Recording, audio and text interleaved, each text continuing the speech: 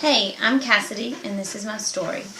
I am a occupational therapist. I work in the home health field right now. I go into people's homes after a hospitalization or an injury or, some sort of acquired disability, and I help rehabilitate them while in their home.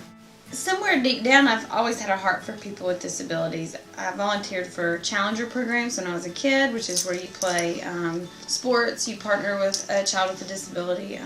Volunteered for Special Olympics and things like that, and I've always had like a special place in my heart for those people. I think it wasn't until later that I knew exactly how I wanted to help, but I always, starting in elementary school, I always knew.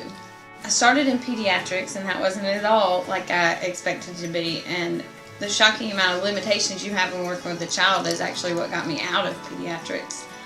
So I chose home health. The idea of going into people's homes was really exciting. I felt like I would be more a part of their lives when I actually walk into their home and I, meet their family and their dogs and their cats, and it was definitely different than I thought. I see such a variety of lifestyles that I didn't anticipate seeing. I think one of the best ways that you can be an example of Christ is through love. And I think that a very tangible way to show love is to meet people's needs.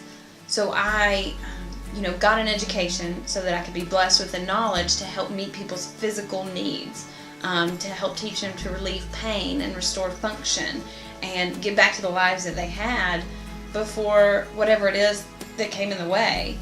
I think that the way that you deliver this love is really important, and I think it needs to be with a genuine heart. I think it's important to deliver healthcare or whatever other thing that you're providing for people in a loving manner. I think your attitude is really important. I think telling people why you're doing what you're doing is important.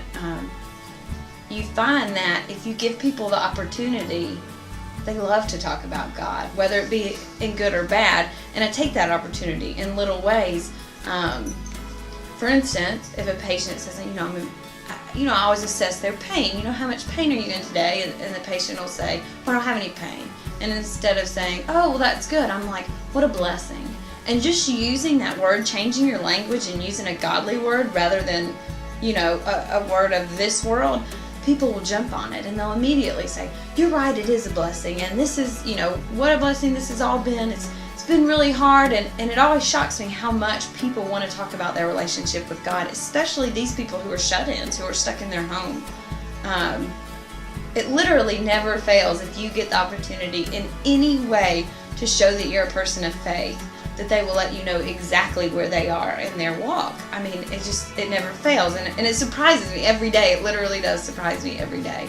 But I think opening that door and being that person, people, if they are experiencing the love of God, they want to tell you about it, and it's great to hear. And if they're hurting, they want to hear from someone who will listen and maybe provide comfort and reassurance that it's temporary. There have been a lot of opportunities to provide counsel to people emotionally and spiritually, to offer prayer with them, participate in prayer with them.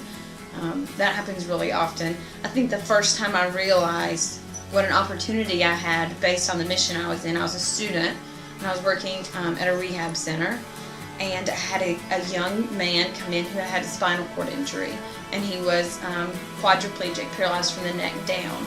And I was doing rehab with him, and as a student, you want to do what's most important to him. So I kept asking, what are your goals? What do you want to do? What do you want to accomplish out of this? Rather than just going through the general realm of things. And at one point, someone else had mentioned that I was a Christian, which was exciting in itself, that someone else in the clinic, that came up in conversation. Whether it was negative or positive, it was great to know that I had left that impression on someone.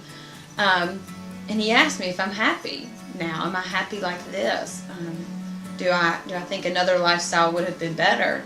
And I was able to share with him the joy that I experienced. he kind of brought it up in small 2 or 3 minute conversations over the next 2 months, but nothing ever really big. And then one day, about 6 months later, before Facebook was created in the world of MySpace, he looked me up on MySpace and sent me a message telling me that he was going to be baptized and that he became a believer after conversations we had had. He sent me a gospel music video of something that he said reminded him of me and the faith that I had, and it was the song "I Never Would Have Made It Without You," and it was a really great confirmation that I was going to be able to use my job as a ministry.